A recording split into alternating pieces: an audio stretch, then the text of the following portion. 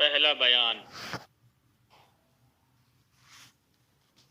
یہ کہہ رہے ہیں نا صفات عارضہ کے متعلق 3 قسم کے بیانات ہوں گے اور ہر ایک کا علیحدہ علیحدہ جو ہے وہ بیان ہوگا اور حکم ہوگا. تو اس لیے کہہ رہے ہیں کہ پہلا بیان حروف کے پر اور باریک پڑھنے کا، حرف کے پر اور باریک پڑھنے کا.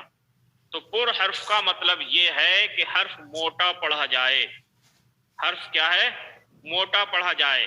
جیسے اللہ اللہ اللہ، حرف کو کیا کر رہے ہیں؟ موٹا کر رہے ہیں. تو پر حرف کا مطلب ہے حرف کو موٹا پڑھا جائے، اور اس کا طریقہ یہ ہے کہ حرف کو ادا کرتے وقت زبان کی جڑ تالو کی طرف اٹھے. جب حرف کو پر کیا جائے گا، حرف کو موٹا پڑھا جائے گا، تو جو زبان کی جڑ ہے وہ تالو کی طرف بلند ہوگی. تو اگر زبان کی جڑ تالو کی طرف بلند نہ ہوئی تو حرف جو ہے وہ موٹا یعنی پر نہیں ہوگا. اس کے لیے خاص یہ ہے کہ زبان کی جڑ جو ہے وہ تالو کی طرف بلند ہونا چاہیے، تالو کی طرف اٹھنا چاہیے، تبھی پر حرف جو ہے وہ پر ہوگا. تو کہہ رہے ہیں اس کا طریقہ یہ ہے کہ حرف کو ادا کرتے وقت زبان کی جڑ تالو کی طرف اٹھے.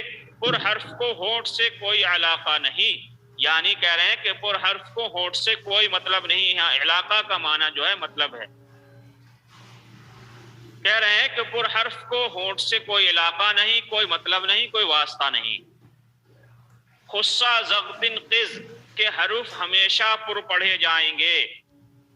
جو حروف مستعلیہ ہیں یعنی صفت استعلا ہے، اس کے جو حرف ہیں خصہ زغتن قز، جس کو حروف مستعلیہ کہا جاتا ہے، تو حروف مستعلیہ ہمیشہ پر پڑھے جائیں گے اگرچہ ان حرفوں پر زیر ہی کیوں نہ ہو. جیسے قتال اور خالق کا قاف. تو حروف مستعلیہ جو ہے وہ ہمیشہ پر پڑھے جائیں گے. یہ اپنے ما بعد یا ما قبل کے تابع نہیں ہیں، بلکہ یہ جس حالت میں بھی ہوں گے، جس کیفیت میں بھی ہوں گے، یہ پر پڑھے جائیں گے. تنبیہ: لام اور را، الف لام را، یہاں واو بھی ہے شامل، لیکن انہوں نے 3 حرف ہی یہاں بیان کیے ہیں. الف لام را کبھی پر اور کبھی باریک پڑھے جاتے ہیں، اس لیے اس کے قواعد کو خوب ذہن نشین کر لیا جائے. واو بھی ہے یہاں پہ. الف جو ہے کب پر ہوگا؟ جب الف سے پہلے حروف مستعلیہ پایا جائے. جیسے قاف الف زبر قا یا صاد الف زبر صا. تو اب اس سے پہلے جو ہے ما قبل اس کے حروف مستعلیہ پایا گیا، اس کی وجہ سے یہ الف بھی پر ہوگا. اور اگر حروف مستعلیہ نہیں ہے تو یہ باریک ہوگا، جیسے حال یا کان کانا. ایسے ہی لام. لام کیا ہے؟ یہ بھی کبھی پر اور کبھی باریک پڑھا جاتا ہے. پر کب پڑھا جائے گا؟ جب لام لفظ اللہ سے پہلے زبر یا پیش یعنی فتح یا ضمہ ہو تو یہ لفظ اللہ کا لام پر پڑھا جائے گا، اور اگر لفظ اللہ سے پہلے کسرہ ہے تو باریک پڑھا جائے گا، جیسے بسم اللہ. اور را یہ کب پر پڑھا جائے گا؟ را پہ فتح یا ضمہ ہو تو را پر پڑھی جائے گی، کسرہ ہو تو باریک پڑھی جائے گی.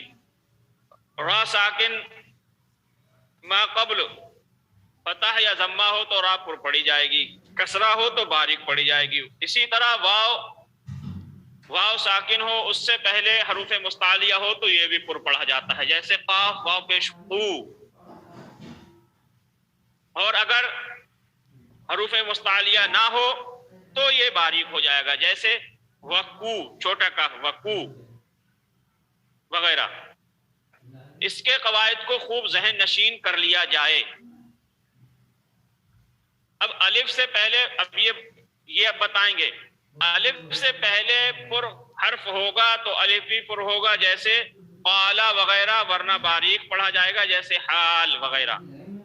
جو میں نے ابھی بتایا وہی بتا رہے ہیں. لفظ اللہ سے پہلے فتح یا ضمہ ہوگا تو اللہ کا لام پر ہوگا، جیسے ناقۃ اللہ اور من اللہ، اور اگر قبل کسرہ ہوگا تو لام باریک پڑھا جائے گا، جیسے بسم اللہ وغیرہ۔